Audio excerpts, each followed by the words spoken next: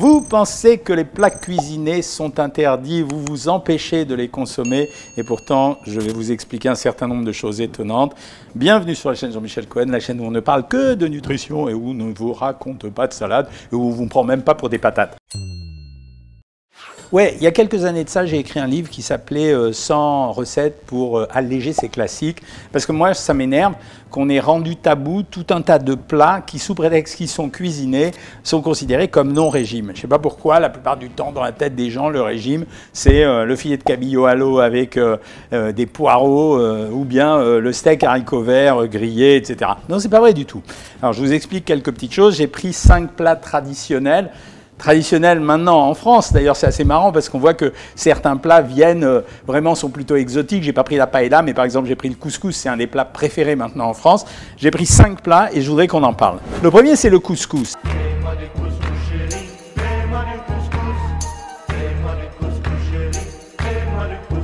Alors, tout le monde dit, ouais, le couscous, on va se l'interdire, etc., parce que c'est un plat cuisiné, c'est trop riche, etc. Quand on fait l'analyse du couscous, on a plusieurs composantes. On a numéro 1, la semoule. La semoule, c'est un féculent comme les autres. Quand je donne dans les régimes de Savoir Maigrir, d'ailleurs, si vous avez envie de passer le petit bilan Savoir Maigrir, vous cliquez sur bilan Savoir Maigrir et vous allez me retrouver. Je vous fais votre analyse minceur et je vous donne des conseils personnalisés juste derrière. Donc, dans Savoir Maigrir, on met tout le temps des féculents dans la plupart des régimes qu'on donne. Donc, quand je mets de la semoule, je mets des féculents. Cette semoule, elle est cuisinée à la vapeur la plupart du temps, donc il n'y a pas de matière grasse, on s'en fout complètement. Il suffit de prendre la bonne quantité de semoule. Dans un couscous, on a la semoule, on a le bouillon dans lequel on cuit les différentes viandes qu'on peut utiliser et on a les légumes. Les légumes, tant mieux, puisqu'on dit qu'il faut manger des légumes, on a des légumes qui ont cuit dans un bouillon, lequel bouillon a cuit dans une viande qui était peut-être un peu grasse, mais en tout cas, le bouillon ne présente pas beaucoup de graisse. Donc la semoule, on s'en fiche, les légumes, on s'en fiche, et le bouillon, on s'en fiche. Qu'est-ce qui va rester derrière? Alors là, j'ai pris un exemple de couscous quasi complet, avec le traditionnel. Vous savez ce que c'est que le traditionnel? C'est la merguez. Il suffit que j'enlève les merguez, et comme viande que je prenne du poulet ou une viande maigre, et à ce moment-là, si je prends 125 g de viande, 100 à 150 g de semoule, autant de légumes que je veux, et du bouillon, si j'ai éliminé les merguez, c'est un plat qui peut être considéré comme un plat de régime. Et si vous regardez bien, quand vous l'achetez tout prêt, alors je ne vous le recommande pas, mais dans la version surgelée, pré-cuit, etc., vous allez voir que les valeurs caloriques, c'est 130 calories maximum pour 100 grammes, et que sur un plat de 350 grammes, on est à 450 calories. Deuxième exemple, celui-là, il m'amuse encore plus. C'est le petit salé aux lentilles. Voilà, mais regardez notre plat de petit salé comme il est beau. Il y a une fumée d'enfer là-dessus. Hein. Ça doit doit être rudement bon. Hein. Regardez, c'est saucisse. Alors, un petit salé aux lentilles, c'est des lentilles, évidemment. Les lentilles, avantage, c'est quoi? C'est un produit à indice glycémique bas, très riche en protéines, très riche en fibres, très riche en fer. Dans le petit salé, qu'est-ce qu'on va mettre? De la viande, qui a été cuisinée la plupart du temps avec les lentilles, et des carottes, généralement, et peut-être un peu d'oignon et des aromates. On n'est pas obligé de mettre la saucisse. Il y a écrit petit salé. On n'est pas obligé de mettre la saucisse. Donc, dans le repas aux lentilles avec la viande, on peut très bien diminuer un peu la quantité de viande, parce que c'est une viande grasse, et monter la quantité de lentilles, qui sont des protéines végétales. Donc, dans le plat du petit salé aux lentilles, les lentilles apportent beaucoup de protéines, donc on n'est pas obligé de mettre beaucoup de viande, mais le goût, rien ne nous empêche quand même de faire cuire à l'intérieur des petits lardons, même si on ne les mange pas, pour avoir ce goût fumé du petit salé aux lentilles. Donc, conclusion, le petit salé aux lentilles peut s'intégrer également à un régime. On continue, et là, ça va être plus dur quand même. La choucroute, c'est du chou.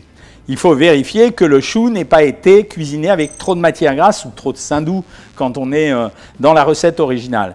Mais là, par contre, je suis beaucoup plus réservé. Pourquoi? Parce que pour la choucroute, le chou, c'est ce qu'il y a de plus important. OK, c'est un peu comme pour les lentilles et pour le couscous. Mais la choucroute, elle est accompagnée en général de charcuterie. Et tout va se jouer sur la charcuterie. En l'occurrence, si je prends des saucisses bien grasses, c'est grillé. Mais par contre, une choucroute, elle peut avoir le goût du chou et rajouter un morceau de porc maigre et rajouter, au lieu de mettre eux, ils ont mis par exemple des rondelles de cervelas. C'est pas si calorique que ça, le cervelas. Mais au lieu de rajouter du cervelas, je vais rajouter par exemple du jambon blanc, même coupé épais, et je peux arriver à manger une choucroute, et je récupère un peu de féculent avec les pommes de terre. Ce n'est pas le plat parfait, donc j'ai choisi dans l'ordre d'intérêt, mais c'est jouable. Alors évidemment, je ne vais jamais récupérer la vraie grosse choucroute avec la grosse saucisse, le gros lardon, etc. Mais ça ne fait rien, parce que l'essentiel de la choucroute, il réside quand même dans le goût du chou. Je continue. Cassoulet, même histoire. Cassoulet, ce qui va nous coûter cher dans l'histoire, ça va être la saucisse. Pourquoi? Simplement parce que la saucisse est un produit gras. Donc j'ai deux possibilités.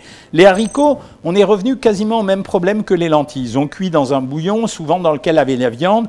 On a vu, comme pour le petit salé aux lentilles, que si je modère ma quantité de viande, les haricots présentent les mêmes avantages que les lentilles. Ce sont des légumineuses riches en fer, riches en protéines, riches en fibres, et c'est des prébiotiques. Et donc la saucisse, soit je ne vais pas la prendre, soit je vais faire un arbitrage entre la viande et la saucisse pour prendre au lieu d'une saucisse entière, une tranche de saucisse. Enfin, je voudrais finir par The Plat, le plat de la cuisine française que je préfère. Parce qu'il est intelligent et il est original, on appelle ça le bœuf bourguignon, bien sûr. Alors pourquoi bourguignon? Parce que dans le bœuf bourguignon, il y a du vin. Mais je vous le rappelle, je vous l'ai déjà dit pour le vin si vous suivez ces vidéos, le vin ne contient pas de sucre. Le sucre qu'il génère provient de l'éthanol, c'est-à-dire l'alcool qui est à l'intérieur.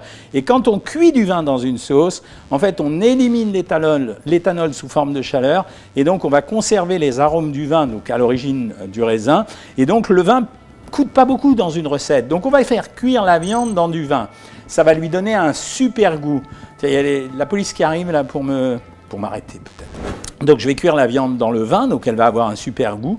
Je vais faire revenir à l'intérieur les carottes et éventuellement les pommes de terre. Mais j'ai eu quoi? J'ai un bouillon qui n'est pas si calorique que ça, j'ai de la viande, j'ai des pommes de terre, j'ai des légumes. Et bien franchement, le bœuf bourguignon, ça peut vachement bien s'intégrer à un régime. C'est pour ça que je voudrais vous dire, dans un régime, vous avez deux stratégies.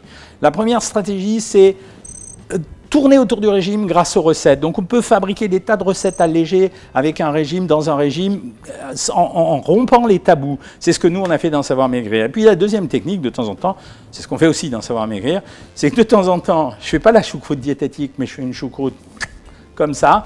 Et bien c'est pas grave, le lendemain, je sais que j'ai juste à faire un repas de récupération. Voilà, je compte sur vous. Si vous avez envie, vous likez, vous partagez, surtout vous abonnez, mais le plus important, vous commentez. Ici en dessous, d'abord vous me faites vos remarques, vos critiques, vos commentaires, puis vous me sollicitez sur d'autres vidéos, ça me fait plaisir de les faire pour vous. À bientôt les amis!